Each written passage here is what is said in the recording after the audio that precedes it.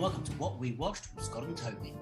This episode we're talking about Archive 81, Series 1, and it's going to be pretty spoiler heavy. Also, we kind of butcher the lead actor's name on this throughout. It is pronounced Mamadou. Enjoy.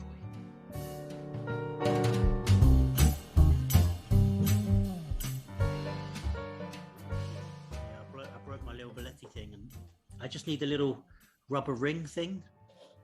But if I go online, it's like pack of 10, pack of 20, a full. I just want one. This one lasted me like 2 years.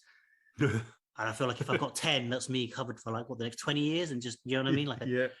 I'm just trying to shrink down. Like, I know there's more value in buying the bigger things. You know, like buy a giant toothpaste. Or, okay, that's not a good example, but but you know, look, I'm just trying to buy what I need. I'm not kind of falling for the two for one. And I feel like it should cost a few dollars rather than, you know.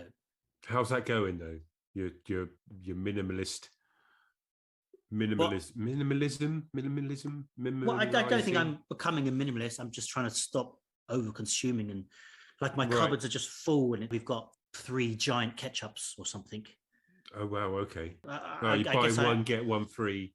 Kind of, yeah. I got like a Costco card a while back, so I sort of bought big, which was good. If ever there's some sort of, I don't know, global lockdown and you're obliged to stay in for a while, you know, Costco is a perfect place to do like a giant shop, spend a couple $100 for unthinkable.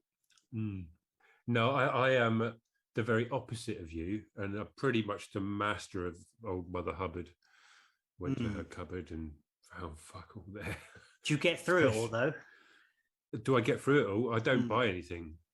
I haven't got anything. Like, there's nothing to get through. Oh, I see. Yeah. Sorry, I thought you Mother Hubbard.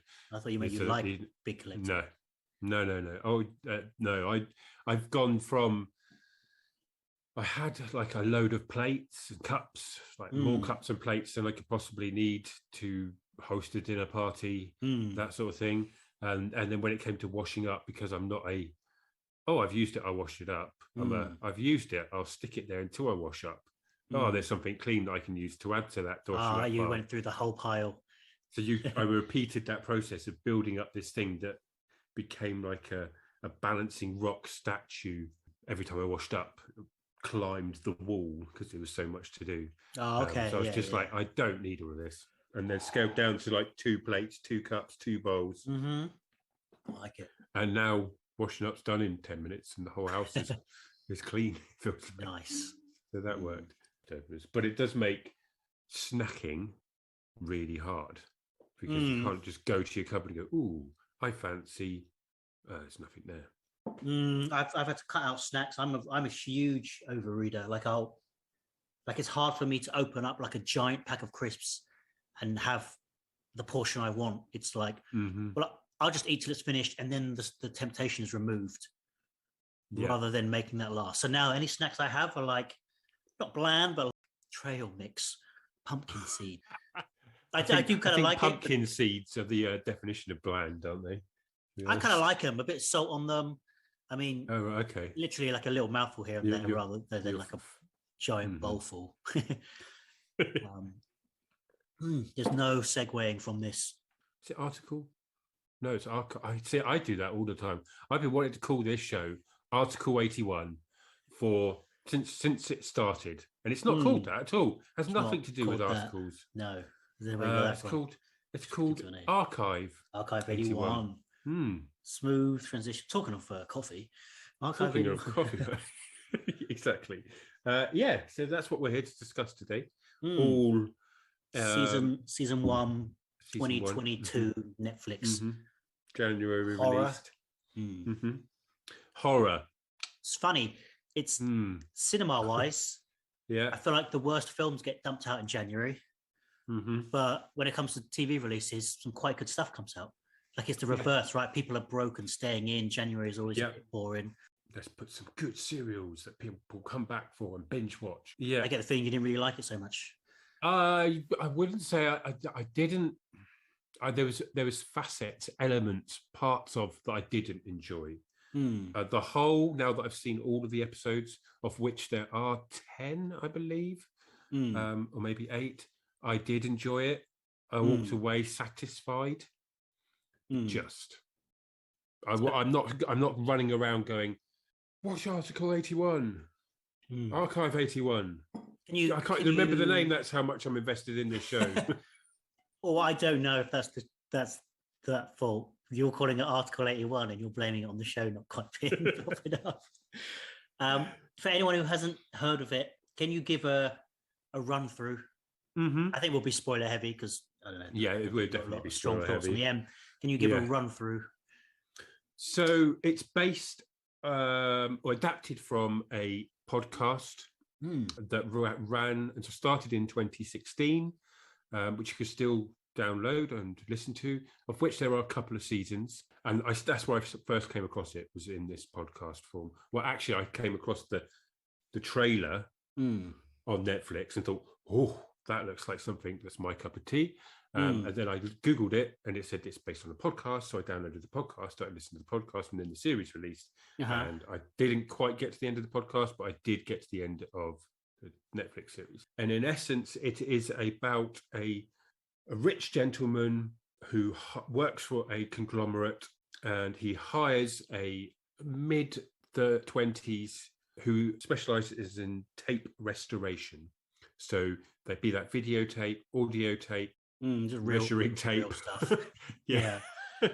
Just tapes, basically, reel to reel, all of that sort of thing, going right back through the tapes. It's what he does. He's really good at it. So he's been hired by this company to restore these tapes that stem from a fire in a building called the Vista building, and were being shot to document the people that lived in the building at the time by a documentarian called Melody Pendras. And she's basically shooting a documentary in the Vista building about the occupants and their living. And while she's also doing this, she's also doing some background investigating, which is the main reason why she's there, into the disappearance of her mother.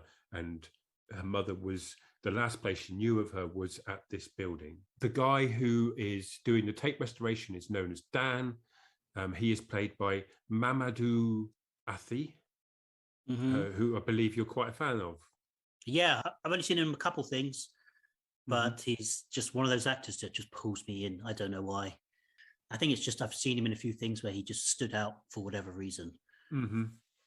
Yeah, I feel like he brings a quiet intensity. A quiet intensity, yes, a brooding intensity. That's exactly what this guy brings to the role. And then the only other person that I would say is recognisable out of the cast, Martin Donovan, who plays Virgil Davenport, is the conglomerate guy. He has been bit parting as man in a suit for years now. I'm sure I've seen him pop up pretty much as this character, whether good or bad, in like Transformers, Tenet. Yeah, he's just quite good with bringing some authority weight to your exposition. What we have here is this fire apparently killed everybody within the building and destroyed these tapes. Davenport has hired Dan to restore the tapes so that they can investigate what happened during the fire, why the fire was, basically why it happened. That's what we're led to believe. What actually transpires is that Melody was investigating the disappearance of her mother, and this leads to sort of a not behind the scenes, a revelation that the tenants the tenants within the building were part of a cult that believed in an entity or a godlike entity. It manifests itself as a statue, not manifested, but it's a statue that they worship. A totem. A totem, yes, well said. And that brings about a connection to the other world or a different place through various cult stuff. Cultified slashing throats and blood and chanting and heavy breathing. And all of this comes to the fore via Dan's restoring of the tapes. And he gets more and more sucked into the story and starts to investigate it and starts to hallucinate, talking back and forth directly through dreams with Melody. He's something to add. He's he's told that the tapes are so delicate, you have to come to this country estate house, haunted house, spooky ass house, and basically be isolated. I would say gated community, but just gated house. Yeah, very little phone connection. and like no one else there apart from the odd creepy person. Yeah, that occasionally drops in and Mm-hmm. yeah, and they're in two different times, so the show is split between two different times. Yeah, like 1994 and Mhm. the present day. Mm-hmm. And so the show is like dueling between Marmaduke in the present with the tapes and showing us what's on the tapes. Yeah, and I thought they did that really well. That's one of the parts I really enjoyed about the show. At first, I was like, "Well, we're only supposed to be seeing what Marmaduke's seeing or Dan's seeing through the tapes, through the view piece of what Melody's shot, and she's really bad at holding a camera. This is rubbish. It's not working." But then you kind of forgive it because it does then break that restriction of viewing what she's seeing to becoming like a normal shot. But she is an awful camera operator. That's one of my notes, is that was going to be a shit documentary. Yes, it's like pointing that's at the floor most one of of the key things that not didn't work for me, but was just say she's doing it because she wants to record it, but saying that she's a filmmaker makes this just a little bit painful. She's just waving the camera about like she's on summer holiday. She's wavy as shit. I know it's like probably quite a pedantic thing, but come on, it's me. I like to get pedantic. Yeah. It was just like, this isn't going to edit. This is nothing. This is just literally, I don't know, giving the camera to your mum on holiday and saying, just film everything. Yeah. And then hoping to get like a perfect like wedding video out of it or something. I know it's just the vehicle for, having those tapes, but yeah, the wheels are well and truly off that vehicle. And I also thought they didn't use it quite to its strength. There was, I don't know if I'm sort of jumping about too much. We can talk about it later. No, it's fine. There's scenes at the end where we see the cult summoning something, and then we see it, just through the regular show, and it was not hokey VFX. It was fine, but I thought it would have been more powerful to have certain stuff through the black and white camera with the noise and the fuzz. There's a hand like per episode. There's a good few scenes. I thought this would have been better staying with Marmaduke, watching the actual footage. For better effect. I agree with that. Yeah. I did feel that we do you feel, there's a question, do you feel we spent enough time equally between the two stories? Yes. Okay. I think so, because there wasn't too much. No, there's not more, but so kind of a spoiler alert. Well, we're spoiling anyway. The show ends to be continued. I didn't really like that. Did you not? No, I was on the fence about whether it was going to do that or not. I don't feel it needs to go.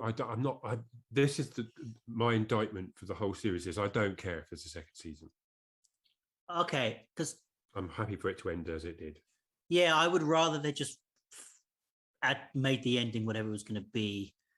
I did actually enjoy the show, but I think a more popular example was like I loved season 1 of Stranger Things. I was right there with everyone else. Like I was in the hype, and I thought it ended perfectly. And I was like, oh, season 2, maybe it's going to be anthology. Maybe the next season will be the same cast of aliens.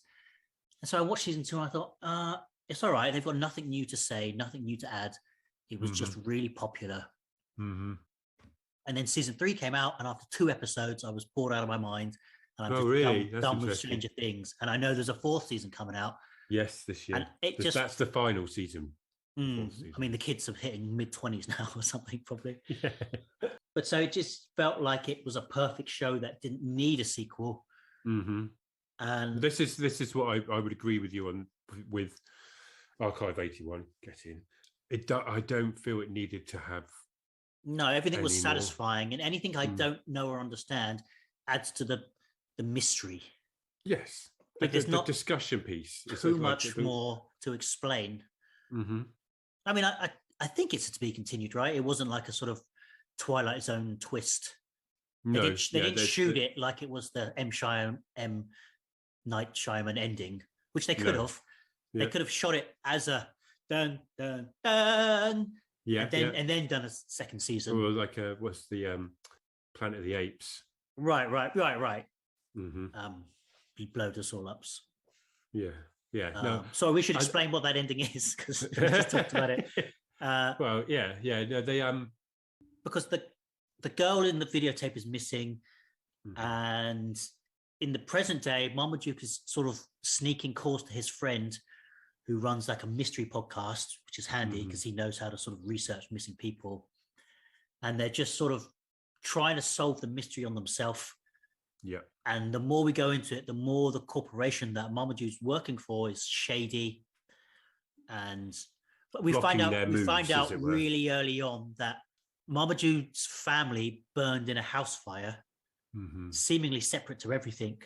But pretty early on, I think like the end of episode 1, his dad turns up on one of the tapes. Yes. And it's revealed the connection. Yeah. Which is, again, plays into his paranoia and the why am I here? Why have I been brought here? So this is part of one of my problems with the show as a whole, is the acting and the tonal shifts in the performances were just too all over the place for me. Oh yeah, especially Melody's and Dan's. They were.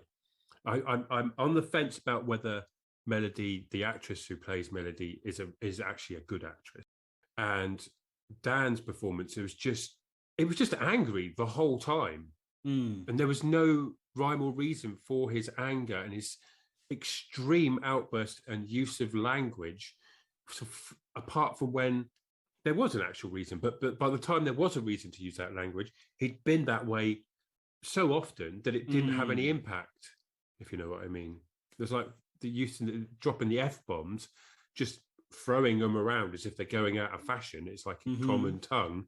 And then when it actually came to using it, I'm just like, oh, he's annoyed again. Oh, here comes Grumpy.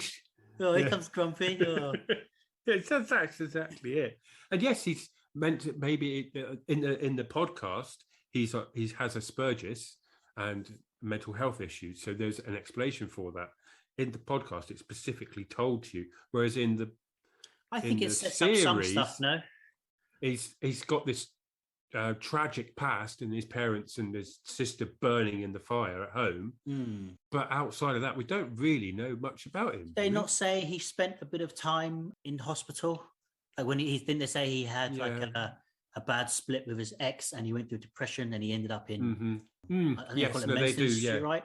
There was a bit of talking to himself, and I don't know if that's stuff they want to set up for season 2, because that didn't really come into it. No, we never find out who that ex is, if memory serves. I think she has the tapes right in the last episode. She turns up and says, "I got these from and then gives them to his mate, who then takes them away. And the circle, that film.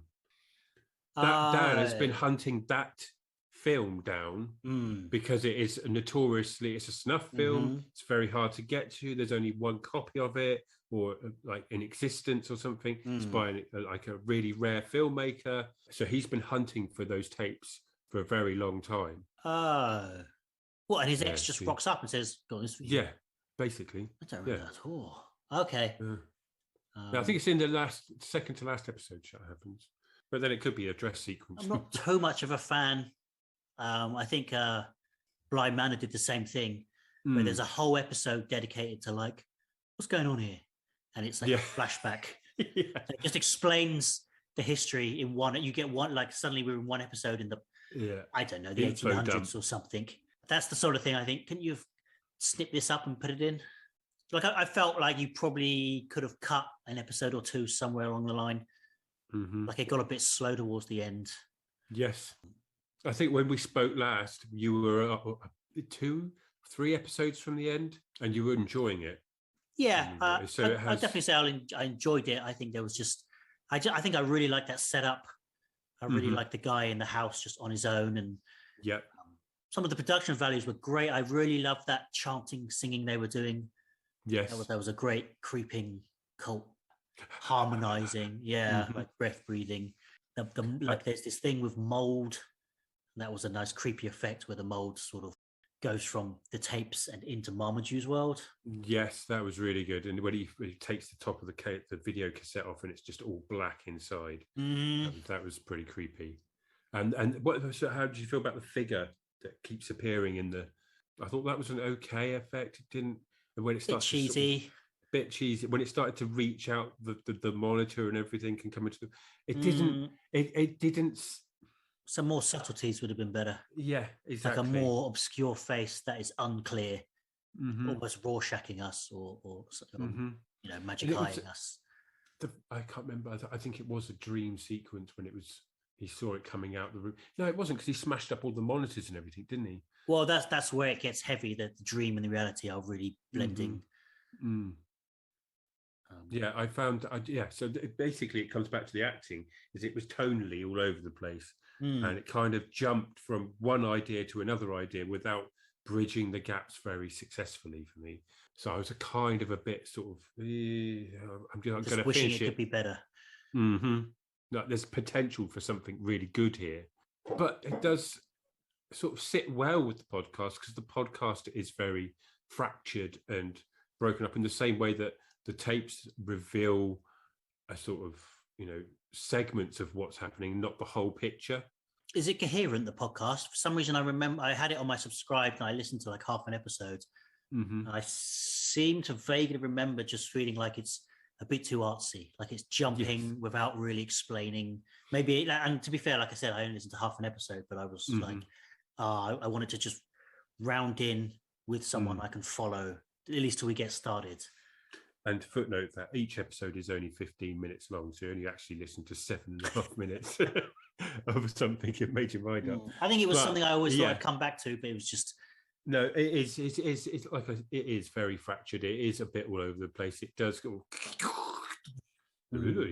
interview, blah blah blah blah blah, article, and you're like, what the hell am I listening to? But I think I got like 6-7 episodes in, and things were starting to come to the fore a bit.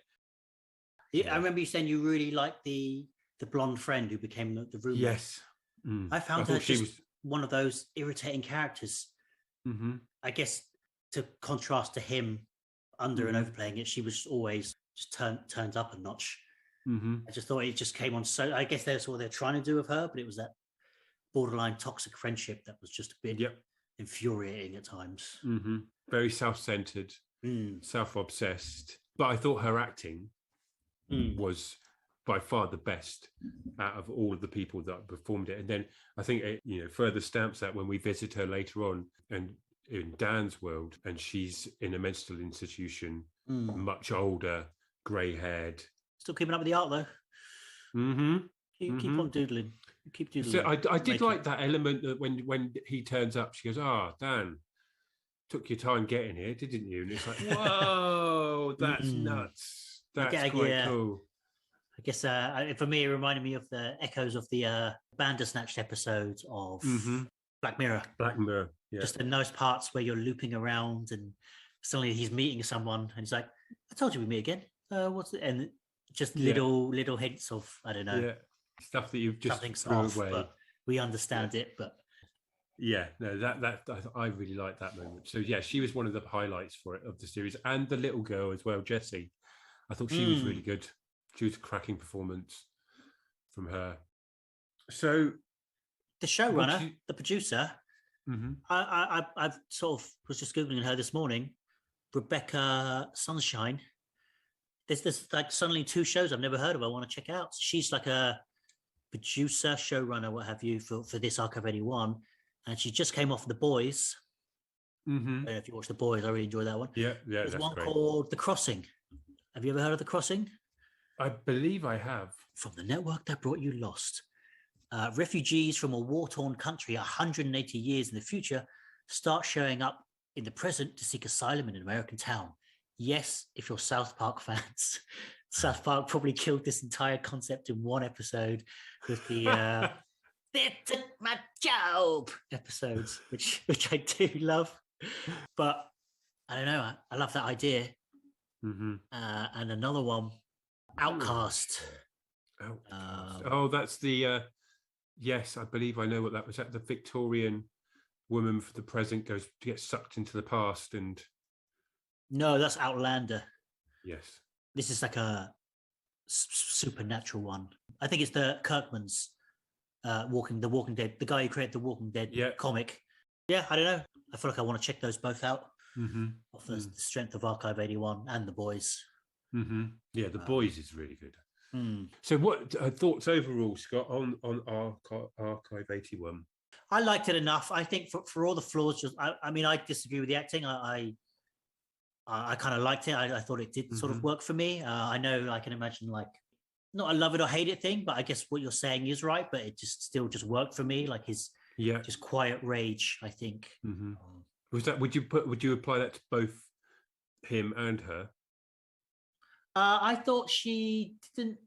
I thought she was less impressive than him. The I've got her name. Parmesan? No. Melody. Melody.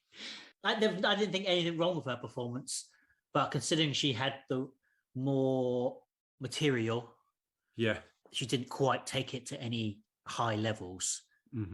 Whereas he didn't take his performance particularly any high levels, but I just feel like that was the performance he was going for, being that his family. I feel like as a character, he's very used to just quietly holding everything in. Yeah. And so it just bursts out uncontrollably at times, which, as you said, didn't always work for you. Or it was just all the timings of the performance was all wrong. Yeah, exactly. I love his voice though. Yeah. We should do some audiobooks or something. It's sort of like young and deep. Yeah. There was a few other facets that I found annoying, just to do with the ending, as we've gotten to sort of summing it up. I felt that the fact that the promise was of being in this other world was that everything that you want or desire can be yours. So we see a sequence where Dan is taken to the other world. He steps beyond the veil and he sees his family are back and they're all having dinner and he's sharing dinner with them. And that promise that comes true. For him to go back and find Melody just sat in a church waiting for him, listening to her headphones. I was like, really? She should be like... It should be like that film on Star Trek with William Shatner and Picard, when he was running around on a ranch with a horse and hanging out with his nephews and nieces and like heaven, this basically. Isn't fact. Everything you're seeing here is wrong. Get away from it. No, she sat behind a pew in a church listening to a Walkman. Hey man, don't diss her. That's what she likes. Let her do it. It's nice. Churches are always quite cool, like temperature-wise. You know, she had some cool music. I don't like church benches. I don't know if you've ever been the last time I went to a wedding. It's like, man, my ass is sore. Yeah. And there's another sequence just after he gets her and they're going to exit and they get separated and you get the reveal, the big twist. That just was, to me, that was all wrong because she gets pulled by, is it Sebastian? Into the modern cult leader. Yeah, into the beam of light and he gets left behind. Don't know why he didn't just go through. Yeah, why didn't he step in? Because they were headed that way anyway. And what happened to Sebastian? Oh, okay. I feel like having that set up for season 2, I feel like he's just there. Like we didn't see it because we didn't want to rob the emotional moment of having a mother and daughter reunion. But he was sort of like, he just bolted super quick. Sorry, that was obscure. Possibly. Yeah, possibly, I guess. So there was no... I guess a few twists that sort of resulted in a shrug, if I'm honest. Like that. Yeah. Like, that's her mother all this time. It's like, okay. And it's that thing I'm like, I should have suspected there's not that many characters in this. Yeah. Even though I didn't guess it, it still feels obvious. Yeah. They were going around saying, your mother's dead, she's gone the whole time. And then she's like, surprise! I was the grey-haired figure on the moment. Did you have a favourite side of it? Like the present day or the past day? Oh, that's a good question.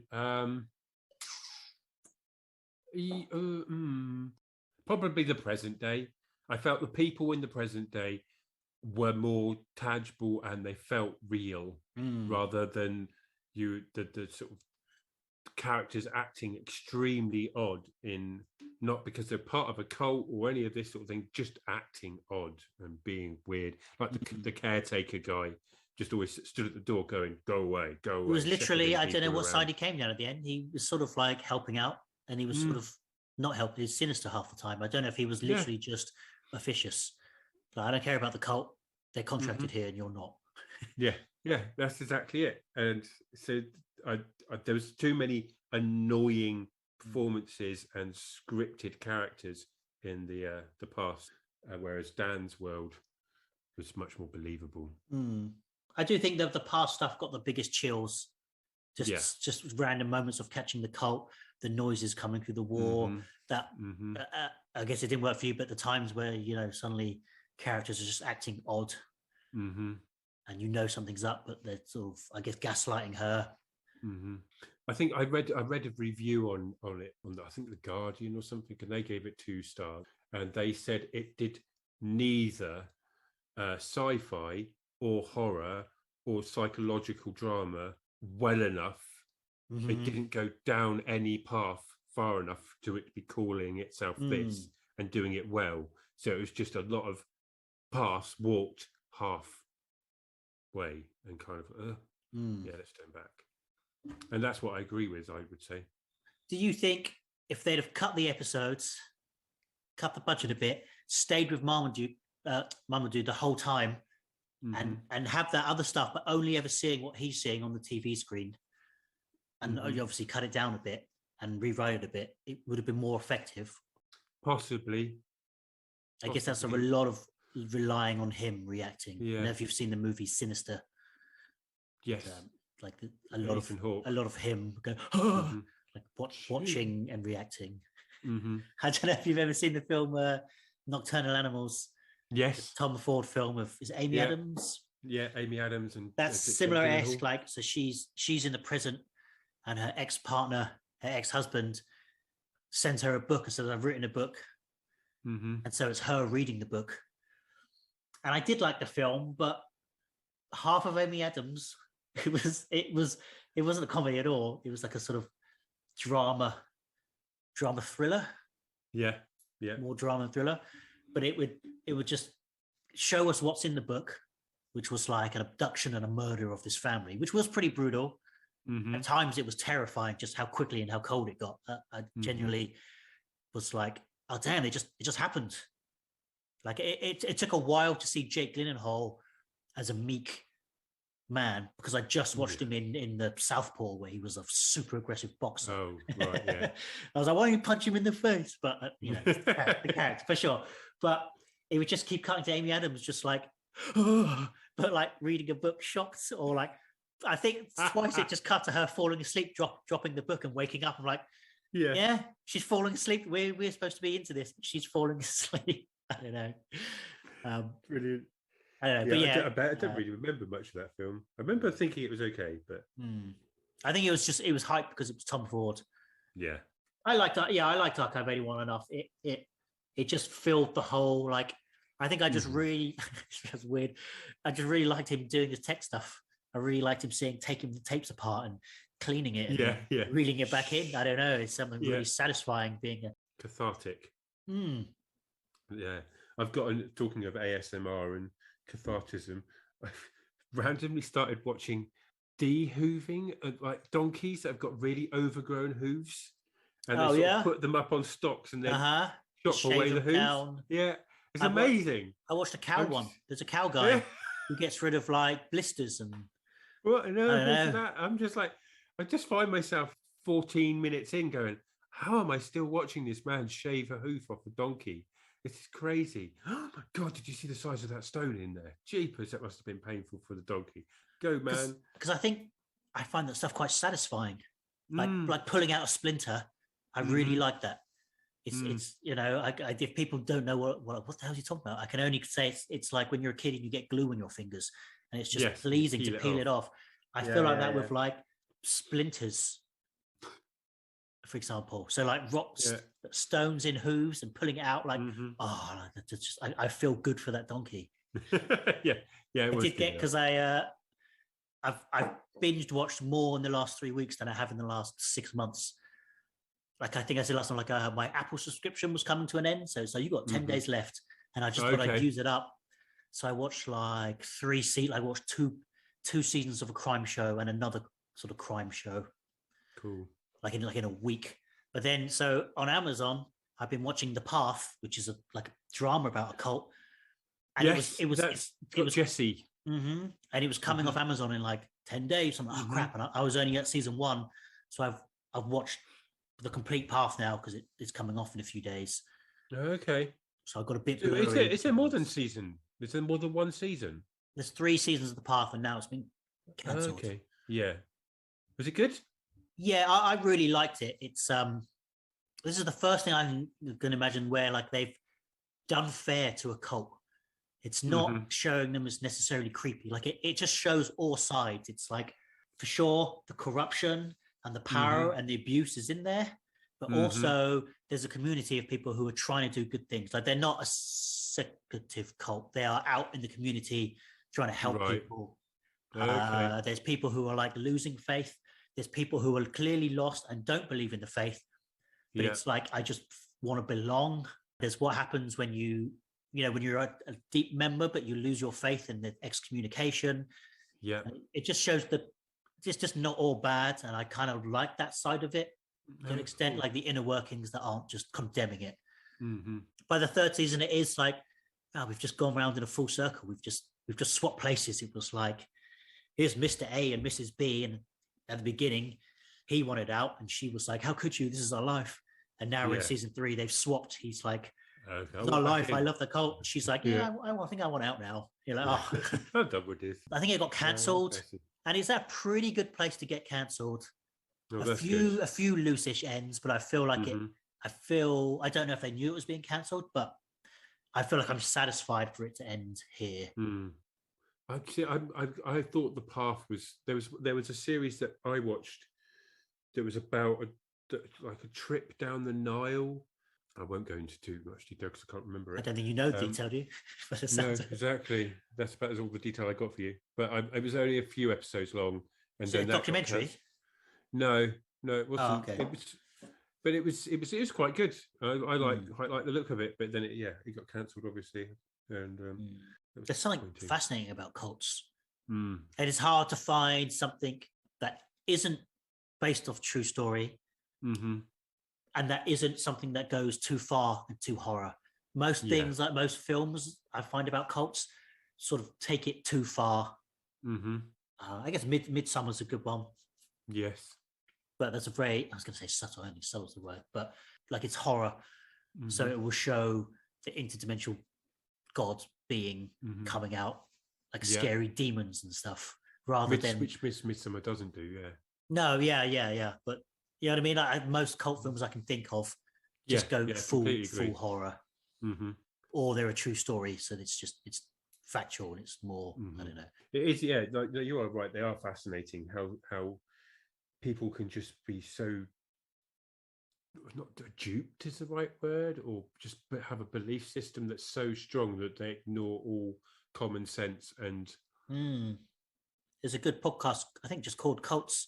I think 2 episodes per cult, and one would be like, who is the leader and where did he come from, and then the next one is about the cult, how it started and finished, or up to date. And I guess there's so many fascinating things about it. It got me down because I think I binged it. They're about an hour each, so it was, if I do like a 7-hour work shift, it's like, I've just been listening to like 5 different cults, the history of 5 cults, and they're all pretty grim. I get the fascinating thing was like, why don't people ever leave when it starts to go bad? And one answer was just like, because if you've dedicated 5 years into something and it starts to turn bad, you can walk away, but it feels like you've lost those 5 years and it was for nothing. Yeah, completely. Very much like relationships. Yeah, I was going to say, and in most common parlance, people can, like, the only way to really comprehend such a thing is sort of relationships, really. Yeah. What's the difference between letting go fighting for something? Fighting on, yeah, completely. So let's ask our listeners what they thought of Archive 81 or Article 81, if you're like me. What are your thoughts? Do you agree with our thoughts? Do you agree with our thoughts? Was it okay? You're on the fence about the acting? Or you're completely on the other side of the fence like me about the acting? Let us know in the comments. And if you have time on your hands, join our cult and hit that smash button, that like button, subscribe, and listen to our sermons. Send me your There we blood. go. Yes. Send us So your there blood we in the go. post. No, don't do that. You're just going to get a load of vials of blood. What a way to end this one. Good work, Scott. This is the failure. This is the failure.